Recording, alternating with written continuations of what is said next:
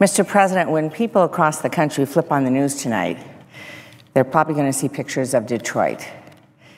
They aren't going to be flattering pictures, and they're not going to tell the whole story. There's no question that Detroit city government is going through an extremely difficult financial crisis, and there are many, many causes for that.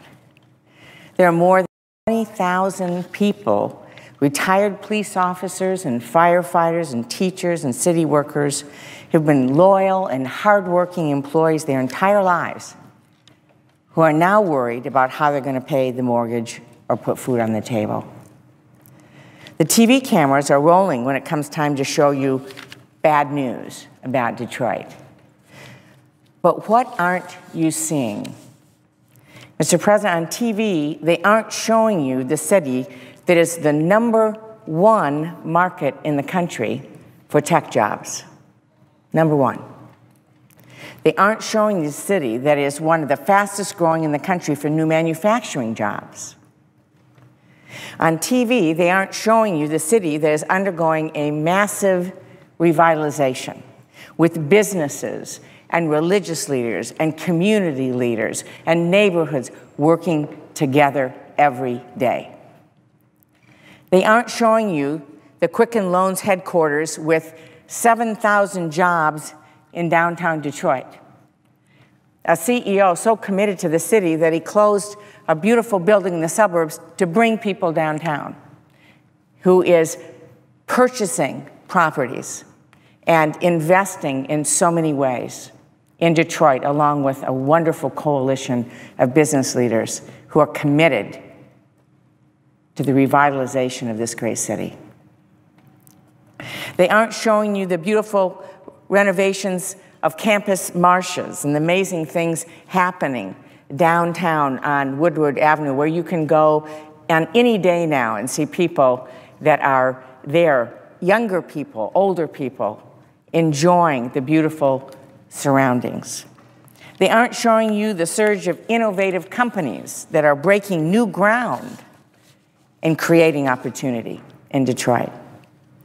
On TV, they aren't showing you the new Elijah McCoy Patent and Trademark Office, the very first and so far only satellite patent office in the country that was put in Detroit.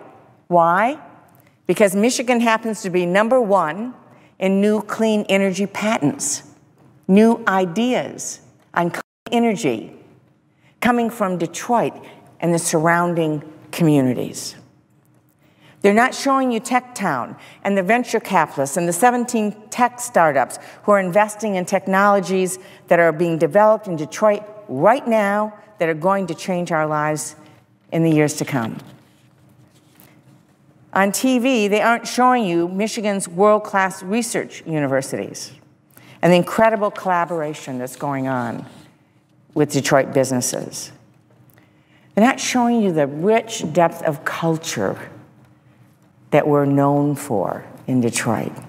The city that gave the world Motown once again has an exploding arts and music scene. In fact, last weekend in beautiful Traverse City, Michigan, I was talking to someone who lives there who said his sister was coming back from Colorado, she's an artist, and moving to Detroit. And when he asked her why, he said, that's where everybody's going because there's so many opportunities there in arts and culture. Exciting things happening. We have the beautiful Detroit Institute of Arts, one of the largest and most important collections of artwork in the country.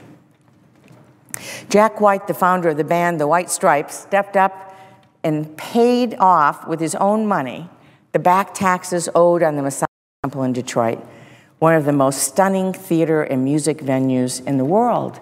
Story after story like that can be told of people coming forward and saying, we're going to make sure that Detroit is coming back.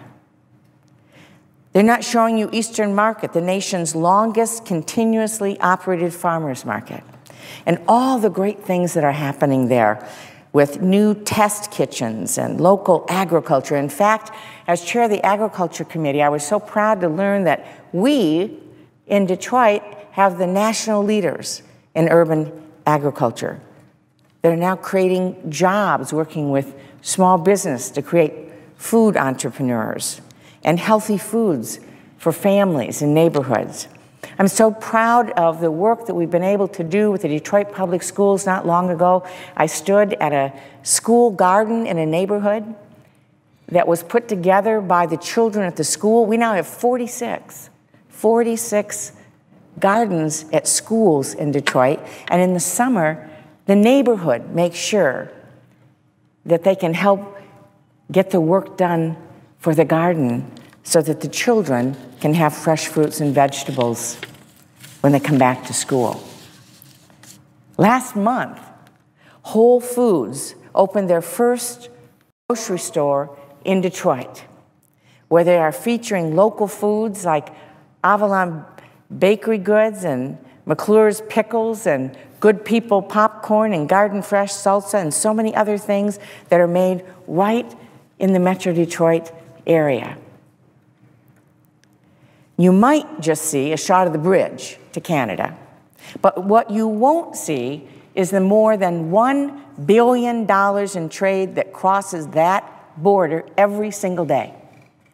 Metro Detroit, in fact, is the 4th largest city in America for exports, and we have the largest, busiest northern border crossing in the country.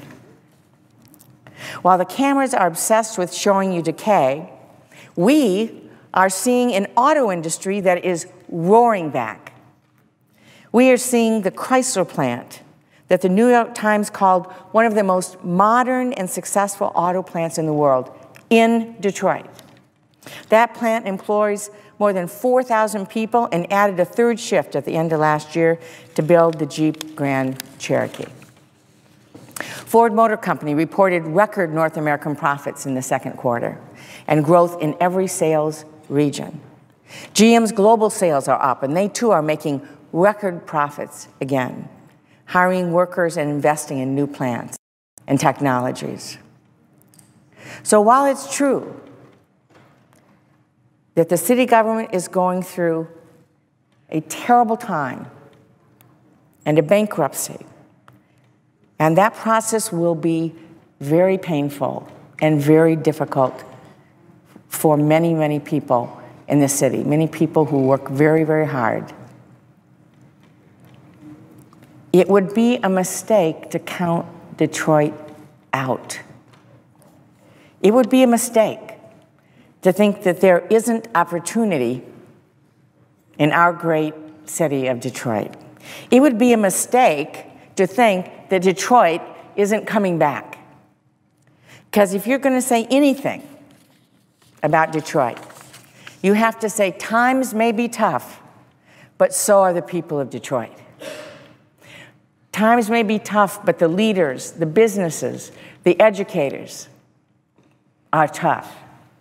Our people, our businesses are smart and talented and care deeply and are committed to make sure that this great city called Detroit comes roaring back better than ever.